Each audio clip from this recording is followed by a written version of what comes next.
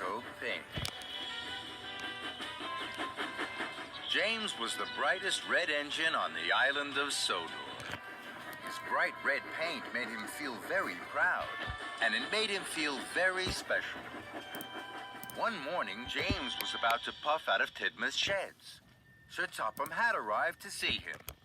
James, you are to have a new coat of paint. You must puff straight to the steamworks. James was pleased. Thank you, sir.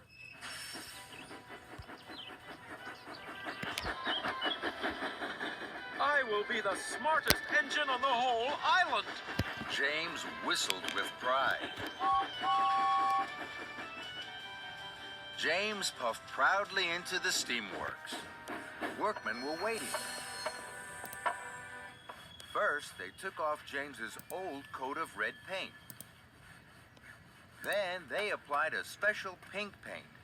The pink paint was to go under the new red coat.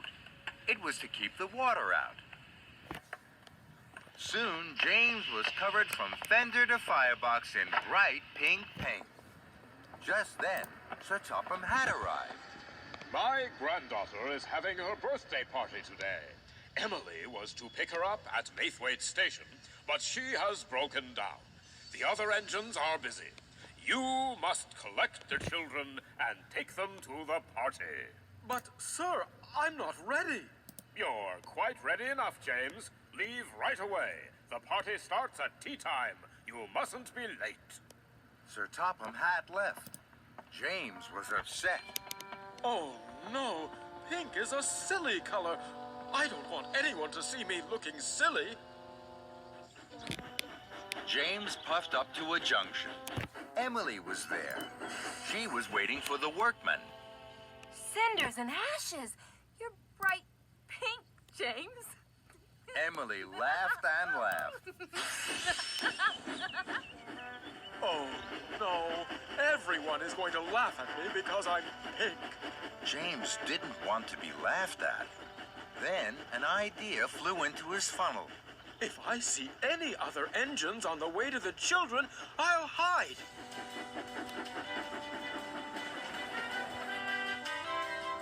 James chuffed through the countryside. Ahead, he could see Toby puffing along the track. I don't want Toby to see my pink paint. He'll think I'm silly. I'll hide under this tree until he's gone. So, James chuffed under the branches of a willow tree. Toby puffed slowly towards him. James kept as quiet as he could, so that Toby wouldn't hear him. Suddenly, James heard a whistle he knew well. It was Gordon.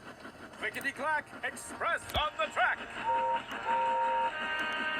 With a wheesh and a whoosh and a whistling wind, Gordon thundered down the express line. The branches of the tree flew up in the air. There was James in his bright pink paint. Toby stopped. He was surprised. Fizzling fireboxes, James. You're a big pink engine. James felt very silly. He didn't like being laughed at. So, he steamed swiftly away. James puffed on towards Maithwaite.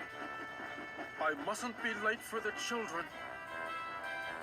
Then James saw Diesel. Oh, no, it's Diesel. He's sure to laugh. I have to hide quickly. James saw some freight cars. They were piled high with coal. James puffed into the siding and hid behind the freight cars. This is a good hiding place. Then Diesel oiled into the siding. Fizzling fenders. Diesel had to shunt the coal cars. Diesel shunted away the cars that James was hiding behind. So James puffed to the next cars. Then Diesel shunted those away as well. Quickly, James rolled behind the last two freight cars. Then Diesel shunted them away. Oh, no. Diesel was surprised. What are you doing, James? You're a big pig, steamy. James felt terrible. Being laughed at by Diesel was worst of all. So James chuffed quickly away. James knew he was getting late. He had to pick up the children before tea time. I will take a shortcut through this tunnel. That way, I'm sure to chuff to Maithwaite on time. James puffed out of the tunnel. Then he heard a whistle. It's Gordon! Oh no! I don't want Gordon to laugh at my silly pink paint. I have to hide. So James reversed back into the tunnel and waited. Gordon pulled up to the tunnel. He could see steam. Who's hiding in there? Express coming through. Come on out. James didn't want to come out. He was sure Gordon would laugh at him. Then Thomas and Percy puffed up. What's happening? Who's in there? I don't know, but the Express can't wait. James knew the engines were waiting for him, and so were the children. If I keep hiding, I'll be late to pick up the children, and they'll be late for their party. So, with a puff and a huff, James chuffed slowly out of the tunnel. He was very unhappy. James, you're all pink. What a funny color. I'd hide too if I was bright pink. James felt terrible. All the engines were laughing, but James knew what he had to do. I feel very silly, but I can't let the children down. James hurried to Maithwaite as fast as his pistons could pump. James saw Spencer at a junction. Spencer thought James looked very silly. Oh, dear, James. Bright pink really isn't your color. James didn't like this, but this time, even though he felt silly, he didn't hide. I mustn't be late for the children.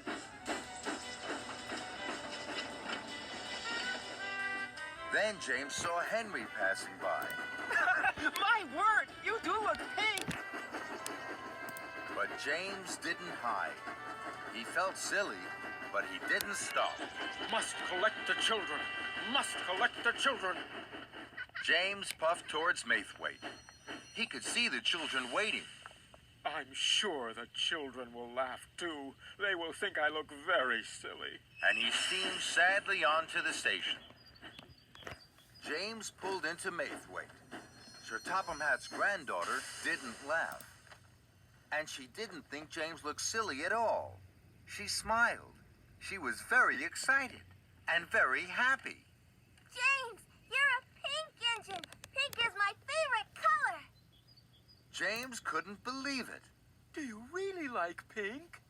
I love pink, and so do all my friends. Look, pink is our favorite color. James was so happy it made his boiler bubble. I'm a very lucky engine! James puffed proudly into the town hall, just in time for the party. The children laughed and clapped their hands. James, the bright pink engine, was the hero of the day.